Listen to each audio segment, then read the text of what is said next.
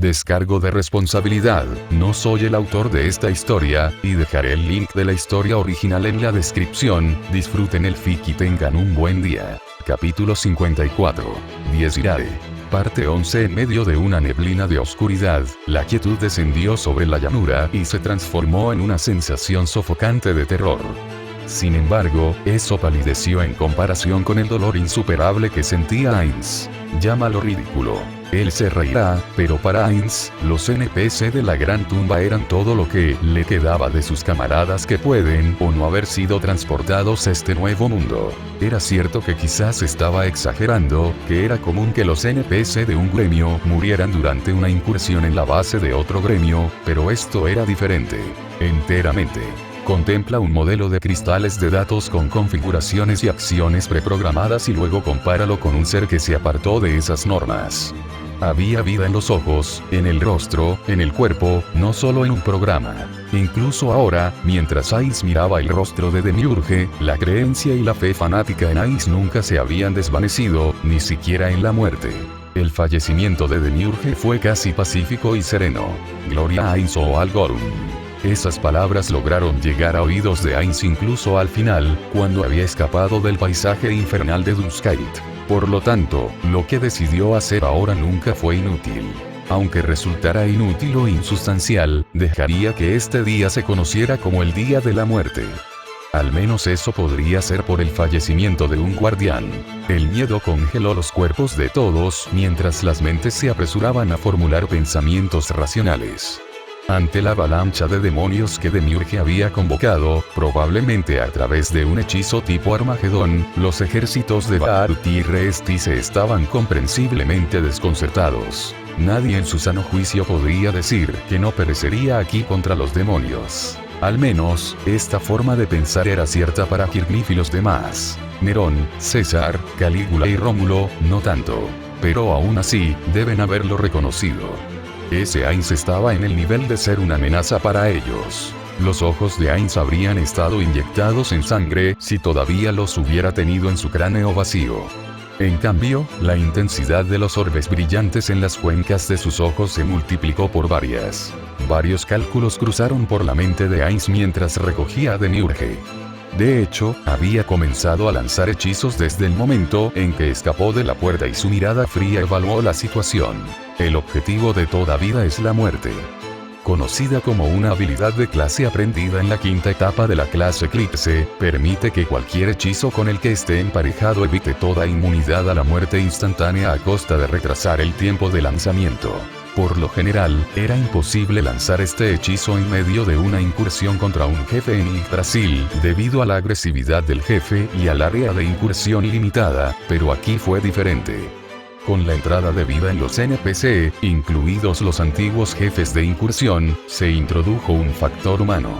Si bien un jefe puede no importarle ningún ataque que use un jugador y carga sin descanso hacia adelante, las personas son diferentes. Este campo de batalla no había sido una excepción. La repentina llegada de Ainz y la aparición de una puerta abierta a la fuerza en el cielo habían sumido a todos en un estado de cautela y el factor humano comenzó a tomar su parte. Nero y los emperadores en guerra no atacaron a Ainz de inmediato. En cambio, como veteranos de batalla, decidieron evaluar su nivel de amenaza antes de proceder. Incluso el enloquecido Calígula no pudo ignorar su sentido de batalla hasta que fue demasiado tarde. Ainz ya había lanzado su hechizo. Maximizar la magia. Ampliar la magia. Declaró Ainz, toda su figura oscurecida por la abrumadora sombra negra del hechizo de clase de nivel 5 Eclipse. El brillo ardiente de sus ojos rojos golpeó profundamente los corazones de quienes los miraban. Grito del avance. Un círculo mágico se extendió rápidamente desde debajo de los pies de Ainz, cubriendo un radio de 100 metros, seguido por un lamento de muerte que afectó a todos dentro de su alcance. Finalmente, con el aumento de la meta de toda vida es la muerte, la inmunidad a la muerte se había vuelto nula en este dominio. Ni siquiera los efectos debilitantes del Palacio Dorado que Nero había convocado podían contener el elemento de muerte pura en el hechizo lanzado. Todo lo que estuviera dentro del radio moriría en un destello de oscuridad cegadora. Hirknif miró fijamente a la muerte, y la muerte le devolvió la mirada mientras Flooder parecía demasiado honrado de morir a manos de semejante hechizo mágico. Resignado como se sentía, Hirknif se sintió elevado por un destello de pétalos de rosa rojos y la figura que estaba frente a él. Hirknif, gritó Nero mientras clavaba su espada en el suelo. Dentro de su castillo dorado, la espada clavada actuaba como una llave que trazaba un elaborado patrón de llamas que creaba un límite de llamas. Prepárate, no hay tiempo. Tragándose el nerviosismo, Hirknif atrajo a Flooder y se agachó para que a Nero le resultara más fácil protegerlo. La magia lanzada por el hechicero no muerto era instantánea una vez invocada. Para empeorar las cosas, Nero y los otros emperadores habían considerado a Ais como el objetivo prioritario y habían estado en el rango de 100 metros junto con todas las élites de los reinos de Baarut y Reestice. Los 3 espadachines que sostenían a los generales de Haldawat también estaban a centímetros del mago no muerto Caster. De hecho, eran los más cercanos. El espadachín con una espada de 2 metros tenía su espada a centímetros del cuello del mago Caster. Del otro lado, la espadachina que empuñaba 2 espadas tenía sus espadas apuntando a las extremidades del mago no muerto Caster. No iba a ser. Hirknif se estremeció cuando una neblina oscura de luz se elevó rápidamente con el mago como su fuente. Los 2 portadores de espadas más cercanos al mago no muerto se congelaron primero, seguidos por todos los que estaban dentro del alcance del hechizo, incluidos Nero y Hirknif. Nero se arrodilló, haciendo una mueca mientras tosía. F fundador, gritó, sintiendo que se le encogía el corazón al saber que ya había usado su habilidad de agallas. Los que nacieron en Roma y los que murieron por Roma son igualmente hijos suyos. La lanza de la construcción de naciones. Romulus clavó su lanza en el suelo, reuniendo en su interior la divinidad sellada por su privilegio imperial. Su verdadero nombre sería invocado. Magna Volvice Magnum. Lo que se manifestó fue el sueño de un árbol presenciado por Silvia que representaba a toda Roma. El origen de los hermanos gemelos, el lobo que los acogió y el día de la fundación del Monte Palatino. El árbol invocaba la historia de Roma, desde sus tragedias hasta sus triunfos grabados en madera. La vista fue fugaz, imposible de presenciar por completo en el destello del hechizo del lanzador mágico no muerto, pero las imágenes quedaron grabadas directamente en la mente. Hirknif sintió que se le ponía la piel de gallina mientras todos y cada uno de los emperadores romanos presentes le mostraban reverencia. Árboles verdes brotaron del suelo para formar el imperio, y exuberantes briznas de hierba se transformaron en un extenso campo de juncos. En medio de todo, los hechizos chocaron dentro del dominio del Palacio Dorado de Nerón. Mientras la muerte buscaba masacrar a todos, ocurrió lo opuesto con la lanza fundadora de la nación. Así como hubo muerte, también hubo vida. El nombre verdadero del noble fantasma invocaba el pasado, el presente y el futuro de Roma, llevando consigo ciertos atributos. Había una vez un campesino que vivía en los campos pantanosos cerca del campo de Marte.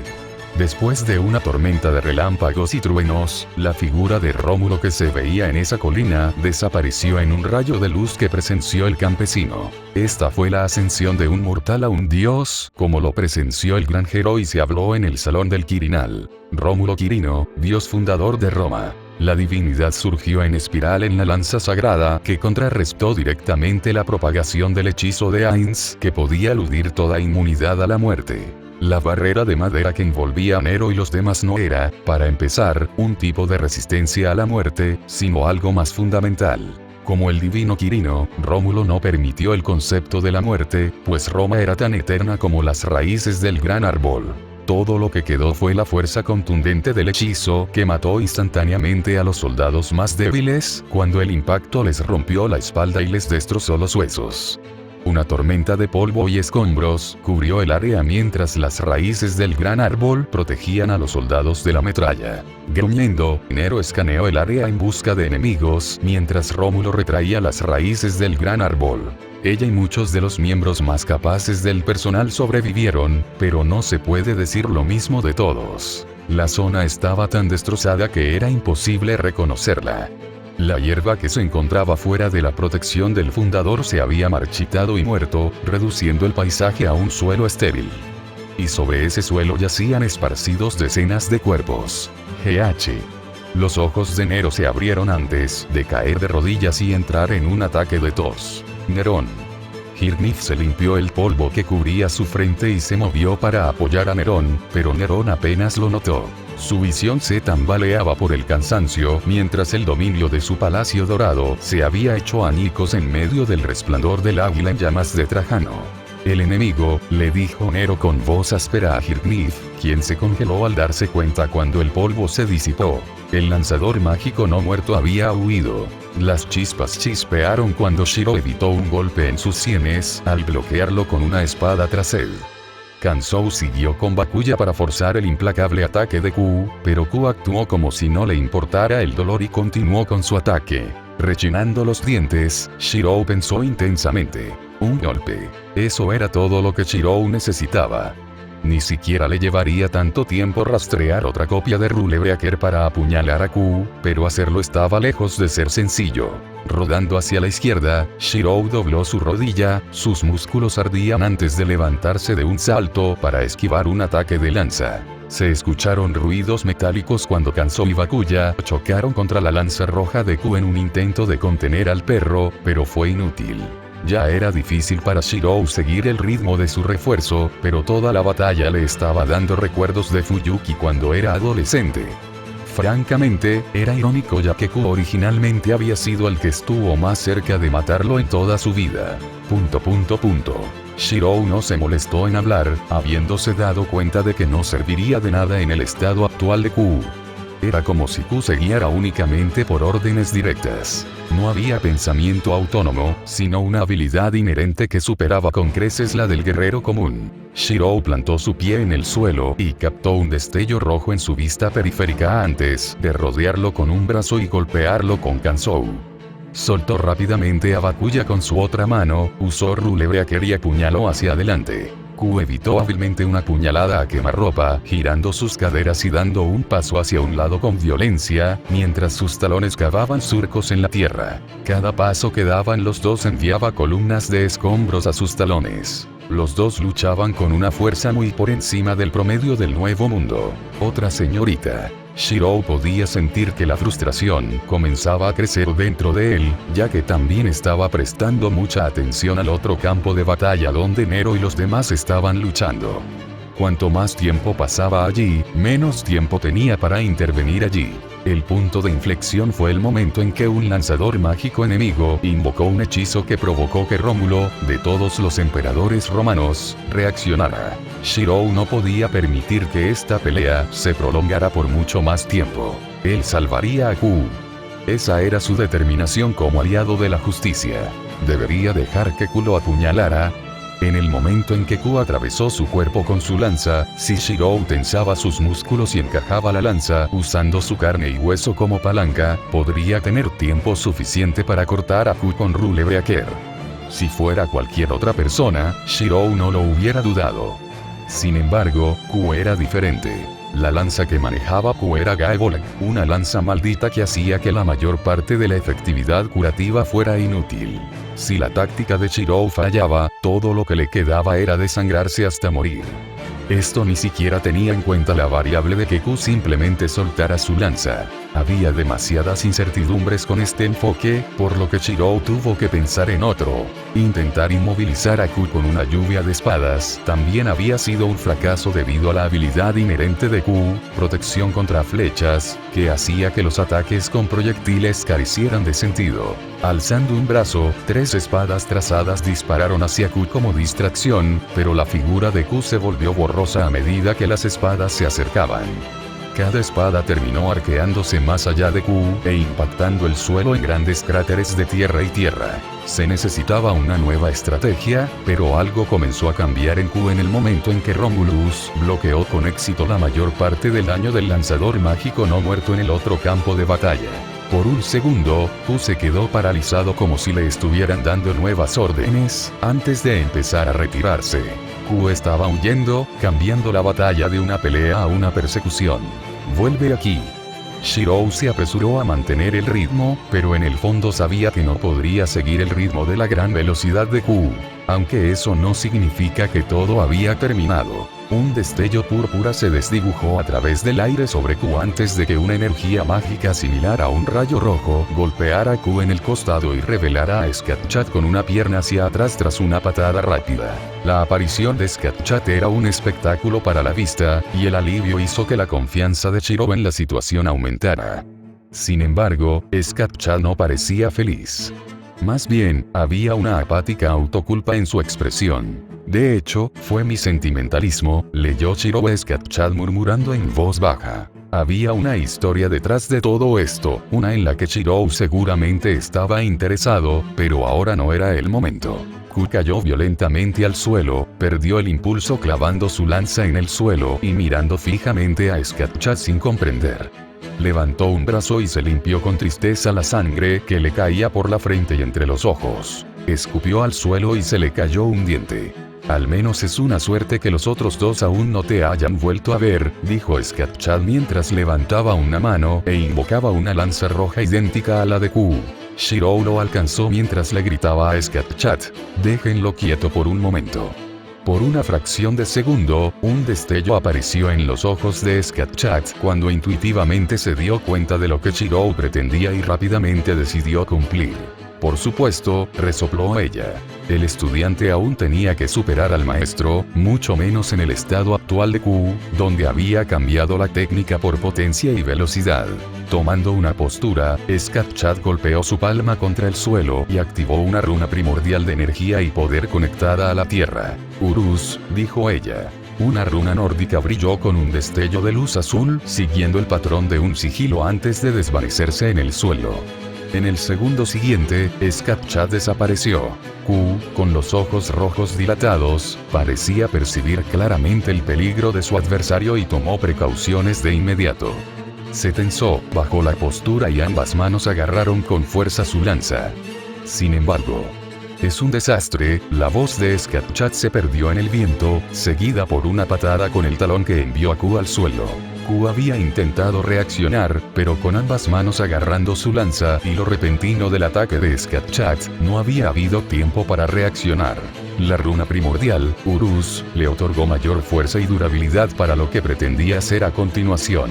Arrojó su lanza a un lado, se arrojó hacia adelante y luchó contra Q como en los primeros días de entrenamiento de Q.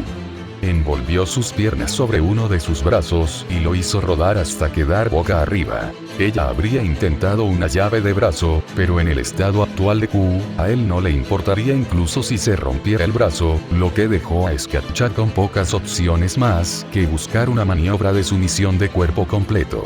Enredando las articulaciones de Q con las suyas, Skatchat le inmovilizó contra el suelo, con el sudor perlándose sobre su frente. No podría mantener a Q así por mucho tiempo, pero el maestro nunca permitiría que se notara su resistencia. En cambio, Skatchat miró a Shirou, sus ojos instándolo a darse prisa y actuar. No hubo vacilación en los pasos de Shirou antes de plantar firmemente a Rulebreaker en el estómago de Q. El cambio fue instantáneo. Q se convulsionó, sus ojos se abrieron de par en par, mientras un gemido se escapaba de su boca. Skatchat se retorció y sostuvo a Q con firmeza, pero las convulsiones cesaron y sus ojos se cerraron. Fue solo después de 5 minutos de inactividad que Skatchat gradualmente aflojó su control sobre Q y se puso de pie nuevamente. El rostro de Skatchat estaba cubierto de rastros de agotamiento mientras inhalaba y exhalaba. Antes de llegar allí, había tenido que resolver rápidamente algunos asuntos en Dunskite para evitar que más prisioneros escaparan. Sin embargo, la causa de una fuga de prisión tan improbable estaba justo frente a Skatchat. Suspirando, Skatchat asintió a Shirou con gratitud antes de volver su atención a Q. Sus labios se fruncieron irónicamente. Setanta, incluso ahora, sigue siendo un alborotador. La expresión de Skatchat se suavizó cuando notó que los rasgos de Q habían vuelto a la normalidad. Un aire de alivio se extendió por los dos ejércitos en guerra, mientras cada uno lamía sus heridas y contaba sus pérdidas. Ninguno de los dos bandos, Baar o Torreestice, estaba ansioso por reanudar ningún tipo de batalla después de repeler los planes del demonio. Por supuesto, la moral del imperio era más alta, pero se vio frustrada por la partida del águila de Trajano y el camino iluminado por las estrellas. Los rayos de luz volvieron a aparecer en César, Calígula y Rómulo, y los devolvieron al lugar donde habían estado originalmente antes de la invocación de Trajano. Desapareciendo en motas de luz mágica, Hirnif y las legiones del imperio miraron a César y a los otros emperadores aturdidos antes de que todos inclinaran la cabeza en agradecimiento. Roma invicta, las palabras de despedida de Romulus resonaron con fuerza en los corazones de los soldados del imperio Varunt. Eran verdaderos ejemplos de carisma y liderazgo, pero aún quedaba un dolor persistente en el ejército del imperio. No todos habían podido evitar la muerte, y Hirnif podía entenderlo, pero el joven emperador sintió que el corazón se le hacía un nudo en la garganta. ¿Cómo está?, preguntó Hirnif a Leinos, quien frunció el ceño antes de responder. Está descansando, pero sus heridas son graves, dijo Leinos mientras hacía guardia. Está en un estado frágil, por lo que recomiendo mantener un escuadrón de guardia a su alrededor.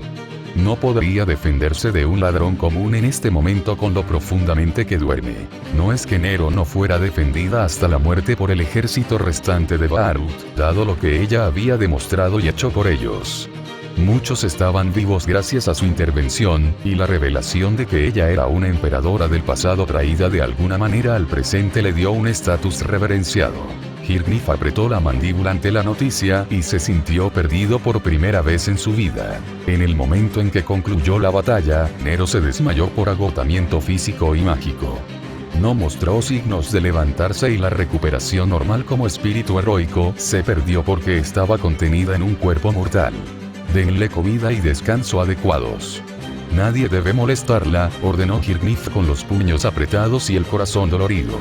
Por tu palabra, saludó Leinos e hizo lo que le dijeron, principalmente porque sus intereses estaban con Nerón. Hirnif podía confiar en Leinos en este sentido. De mala gana, Hirnif recurrió al cálculo político para distraer su mente. Continuar la guerra ahora sin duda llevaría a la victoria del imperio Vaarut sobre Reestice. No había duda considerando que la moral del imperio estaba más alta y el enemigo estaba tan debilitado por los demonios como ellos. Pero ¿era ese el momento? La aparición de los demonios y la magia del lanzador mágico no muerto todavía dejaron escalofríos en la espalda de Hirnif. Si no fuera por Rómulo, no podía imaginar cuántos habrían muerto. No, muchos murieron.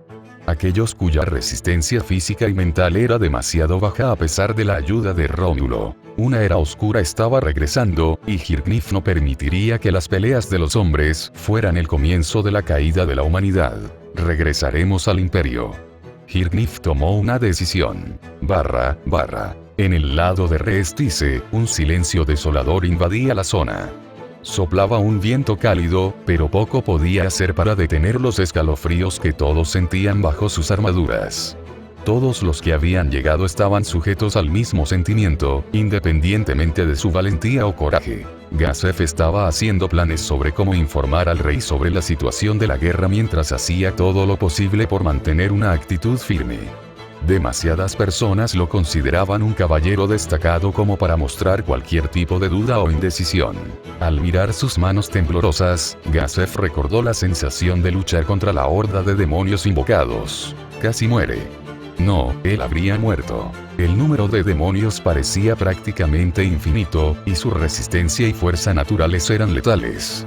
Si no fuera por la mujer vestida de púrpura, que utilizó la puerta abierta en el cielo para tragarse los puntos de aparición de los demonios, no habría habido fin. Por primera vez en años, Gazef se sintió débil. Los enemigos a los que se enfrentaría el imperio en el futuro parecían casi insuperables. En su nivel actual, lo eran. Los únicos que tenían una oportunidad en la batalla eran un puñado que se destacaban directamente del resto. Esos tres espadachines. Gazef notó el lugar donde estaban Musashi, Sasaki y Bren antes de desviar su mirada al siguiente lugar donde una multitud no se atrevía a acercarse a la mujer vestida de púrpura. Era natural que la atención de Gazef se centrara en ella como una persona que ayudó a acabar con los demonios, y no ayudaba que tuviera una belleza etérea más allá de las palabras. Sin embargo, esa no era la razón por la que la atención de Gazef estaba tan centrada en la mujer, era por la lanza que había usado en la batalla. Es decir, la técnica de lanza que le recordaba mucho a Gazef a una forma más avanzada del par de gemelas con las que se había topado. Hubo una relación. Gazef comenzaba a sospechar, pero no podía encontrar en él la fuerza para cuestionar a la mujer ahora, precisamente. Luego estaba Shirou, el hombre que el rey había asignado a Renner para que vigilara. Las habilidades de Shirou eran codiciadas, pero la arquería y la habilidad que mostró antes de cruzar espadas con un enemigo que lo arrastró fuera del campo de batalla inmediato fueron una sorpresa. Por supuesto, todo eso palideció en comparación con la familiaridad que Shirou mostró con la mujer vestida de púrpura. Gazef guardó la información en su mente y decidió comentarla con el rey más tarde. Nunca fue alguien que se aprovechara de la situación con astucia, y era más bien un guerrero directo. Dejaría que otros decidieran el curso de acción adecuado. Cruzando los brazos, Gazef mantuvo una apariencia estoica para fomentar la confianza en quienes lo rodeaban. La expresión que hacía Gazef contrastaba directamente con la de actor de Pandora y Narveral Gama. Idiota, siseó Narveral. Narveral palideció al notar a Skatchat en la distancia y rápidamente mantuvo la cabeza baja. El actor de Pandora tardó más en comprenderlo, ya que no tenía experiencia con Skatchat, pero Nave se apresuró a apartarlo de la vista. Su armadura negra era demasiado llamativa y la visión de Momon y Nave sin duda llamaría la atención de Skatchat. Por esa razón, Narveral obligó al actor de Pandora a permanecer escondido con ella en una de las tiendas del campamento, sin atreverse a socializar o discutir lo que había sucedido hoy. Necesitaban regresar primero a la gran tumba, y para eso necesitaban mantenerse agachados hasta que Shirou regresara para no revelar su identidad. Mientras tanto, la princesa dorada estaba perdida en sus propios pensamientos. Podría decirse que Renner había perdido de vista a Shirou en el caos resultante de la batalla, pero lo que había visto en cambio era algo que consideraba mucho más importante. El campo de juego político estaba cambiando, y las rivalidades entre los reinos se inclinaban hacia Vaarunt.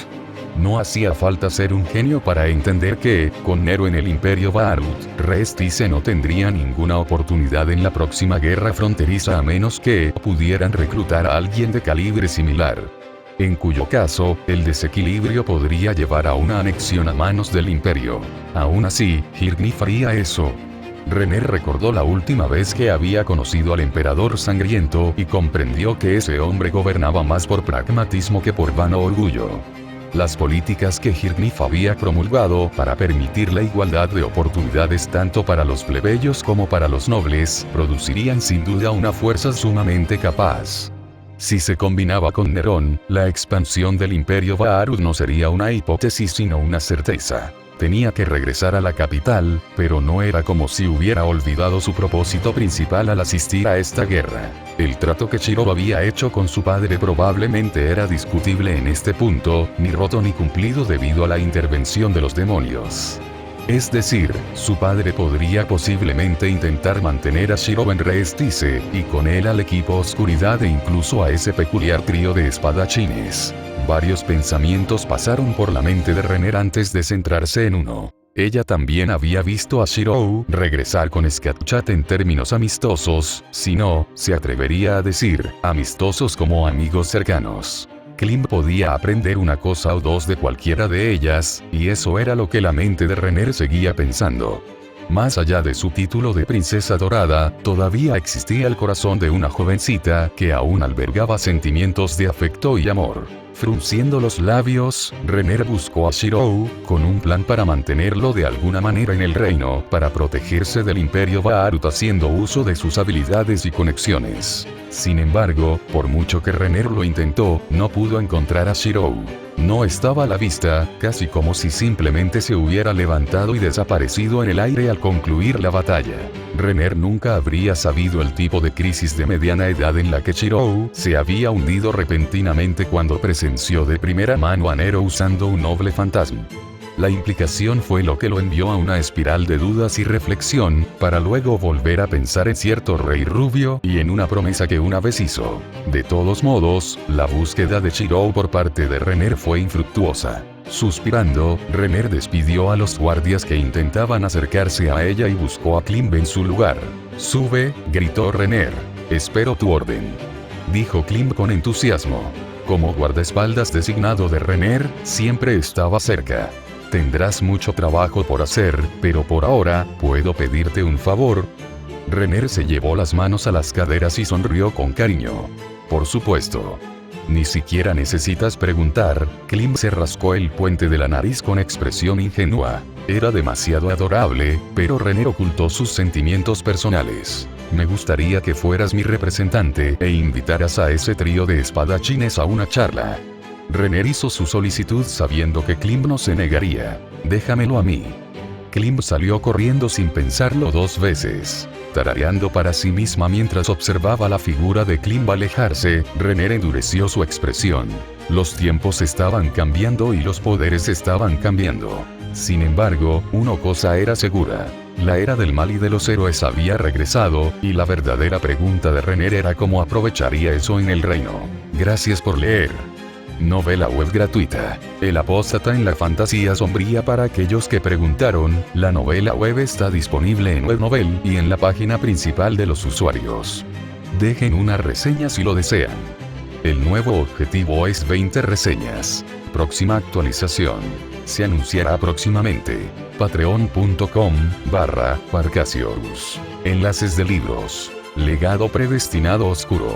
Nuevo libro. Disponible en Amazon. Eliminar guión en el enlace. Reflexión del diario del superviviente. Amazon.com/dp/b08bddgn7z